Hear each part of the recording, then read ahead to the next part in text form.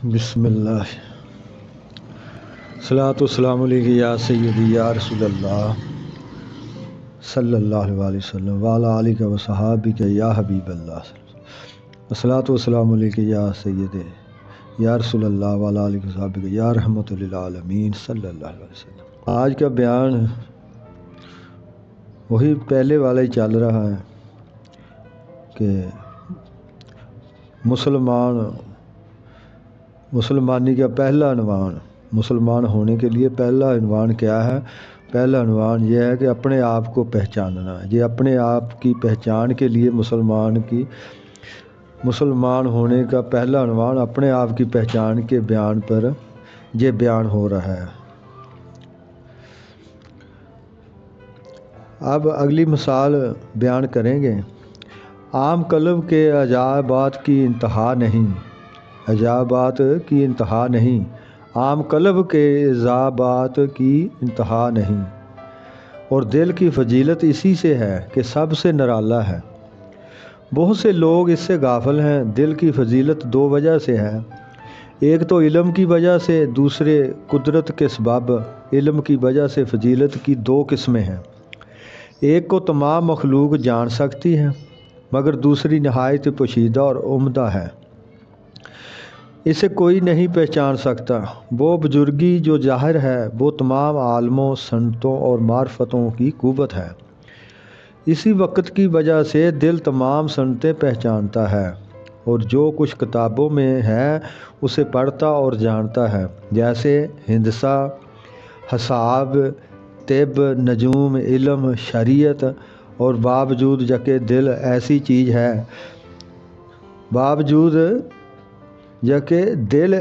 چیز ہے کہ ٹکڑے نہیں ہو سکتا، مگر سب علم اس میں سما جاتے ہیں، بلکہ اس کے سامنے تمام عالم ایسا ہے کہ گویا صحرا میں ذرہ اور لہجہ بھر میں زمین میں سے آسمان تک، مشرق سے مغرب تک دل اپنی فکر و حرکت سے پہنچ جاتا ہے۔ باوجود اس کے کہ زمین پر ہے مگر تمام آسمان کو ناپتا ہے اور سب ستاروں کو ناپ کر جانتا ہے کہ اتنے گز فاصلے پر ہیں، اور مچھلی کو دریا کی تہہ سے تدبیر و حیلہ سے باہر نکالتا ہے، اور پرندے کو ہوا سے زمین پر ڈال لیتا ہے، اور جور آور جانور جیسے اونٹ، ہاتھی، گھوڑا ان کو اپنے تابع کر لیتا ہے۔ اور عالم میں جو عجیب علوم ہیں وہ اس کا پیشہ ہے، اور یہ سب اسی 5 حواس سے حاصل ہوتے ہیں، اور اس سے ظاہر ہوتا ہے کہ تمام حواس کا دل کی طرف راستہ ہے۔ اور یہ بڑے تعجب کی بات ہے کہ جیسے عالم محسوسات یعنی عالم جسمانی کی طرف 5 حواس دل کے 5 دروازے ہیں، اسی طرح عالم ملکوت یعنی عالم روحانی کی طرف بھی دل میں ایک کھڑکی کھلی ہے۔ اور بہت لوگ عالم جسمانی ہی کو محسوس جانتے اور حواس ظاہری کو ہی علم کا راستہ سمجھتے ہیں، حالانکہ یہ دونوں بے حقیقت اور بے اصل ہیں۔ ان کی حقیقت کیا ہے؟ اور دل کی بہت سی کھڑکیاں جو علوم کی طرف کھلتی ہیں، اس دعویٰ پر 2 دلیلیں پیش کی جا سکتی ہیں۔ نمبر 1، نیند میں لوگوں کے ظاہری حواس بند ہو جاتے ہیں اور دل کی کھڑکی کھل جاتی ہے، اور عالم ارواح اور لوح محفوظ میں غیب کی چیزیں نظر آتی ہیں۔ جو کچھ آئندہ ہونے والا ہے دکھائی دیتا ہے، یا صاف معلوم ہوتا ہے، یا مثال میں نظر آتا ہے، اسے تعبیر کی ضرورت پڑتی ہے۔ اور ظاہر ہے کہ جو جاگتا رہتا ہے لوگ اسے معرفت کا زیادہ مستحق جانتے ہیں، حالانکہ دیکھتے ہیں کہ جاگتے میں غیب کی چیزیں نظر نہیں آتی، اور خواب کی حقیقت کی تفصیل اس کتاب میں بیان کرنا ممکن نہیں، لیکن مجمل طور پر اس قدر جان لینا چاہیے کہ دل آئینہ کی طرح ہے، اور لوح محفوظ اس آئینہ کی طرح ہے جس میں سب موجودات کی تصویریں موجود ہیں۔ اور صاف شفاف آئینہ کو جب تصویر والے آئینہ کے سامنے رکھتے ہیں تو اس میں سب تصویریں دکھائی دیتی ہیں۔ اسی طرح دل جب آئینہ کی طرح ہو اور محسوسات سے قطع تعلق کرے تو لوح محفوظ سے مناسبت و مقابلہ پیدا کر سکتا ہے۔ تو لوح محفوظ میں تمام موجودات کی جو تصویریں موجود ہیں دل میں صاف نظر آتی ہیں، اور دل جب تک محسوسات سے مشغول رہتا ہے عالم غیب کے ساتھ مناسب نہیں ہوتا۔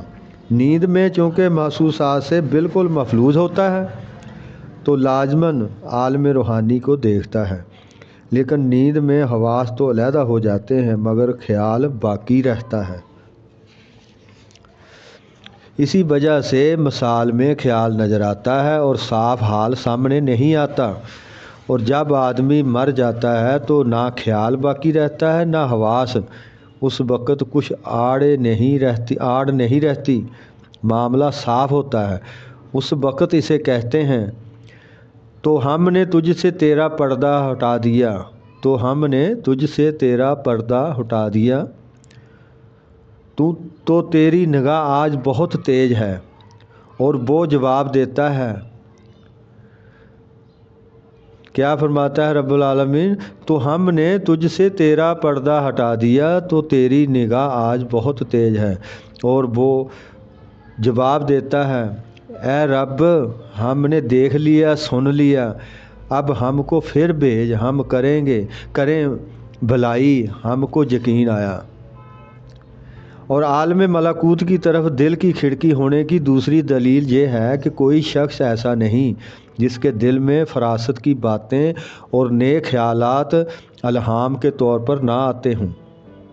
یہ بات قابل غور ہے۔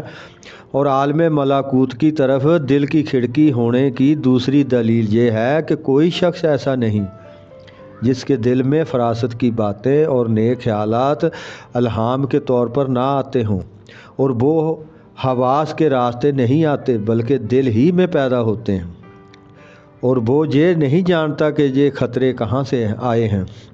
اتنی بات یہ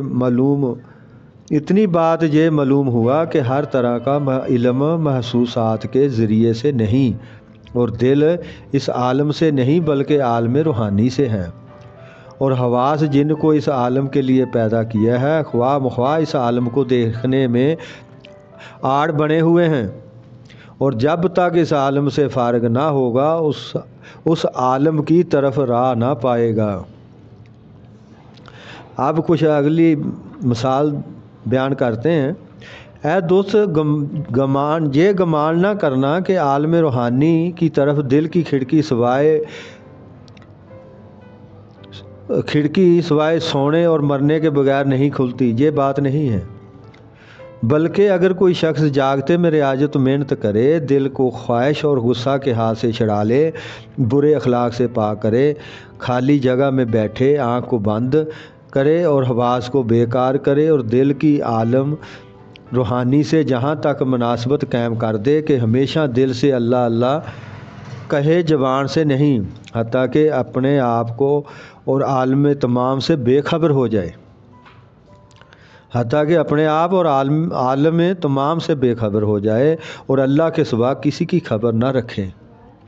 جب ایسا ہو جائے تو اگرچہ جاگتا ہو تو بھی دل کی کھڑکی کھلی رہے گی، اور لوگ جو کچھ خواب میں دیکھتے ہیں وہ جاگتے میں دیکھے گا۔ فرشتوں کی رواح اچھی صورتوں میں اس پر ظاہر ہوں گی، پیغمبروں کو دیکھنے لگے گا اور ان سے بہت سا فائدہ اٹھانے لگے گا اور مدد پائے گا۔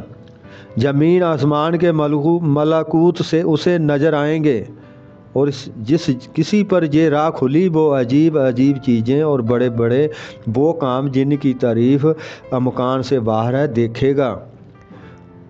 رسول اللہ صلی اللہ علیہ وسلم نے فرمایا، دکھائی گئی مجھ کو زمین، پھر دیکھا میں نے اس کے مشرقوں اور مغربوں کو۔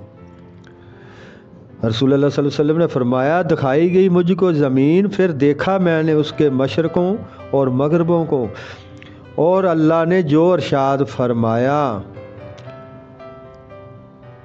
فرمایا ہے اسی طرح دکھاتے ہیں۔ ہم ابراہیم کو سلطنت آسمانوں اور زمین کی، سب اسی سلسلے میں ہیں، بلکہ انبیاء علیہ السلام کے تمام علوم اسی طرح سے تھے، حواس اور سیکھنے سے نہ تھے۔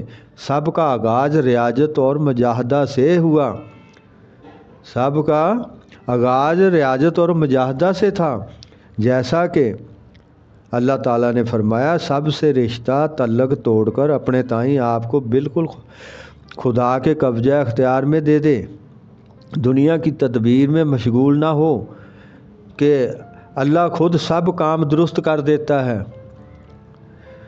مالک مشرق اور مغرب کا، اس کے بغیر کسی کی بندگی نہیں، سو پکڑ اسی کو وکیل اور کارساز، کہ صرف ایک اللہ کی عبادت کر، اسی کو کارساز پکڑ۔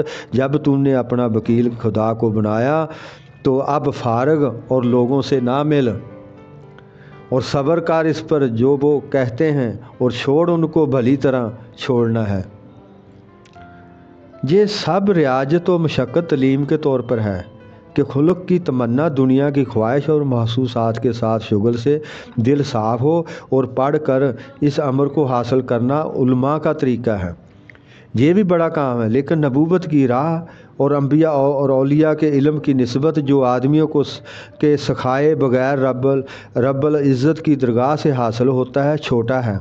اکثر لوگوں کو اس راہ کا سیدھا اور درست ہونا تجربہ اور عقلی دلیل سے معلوم ہوا ہے۔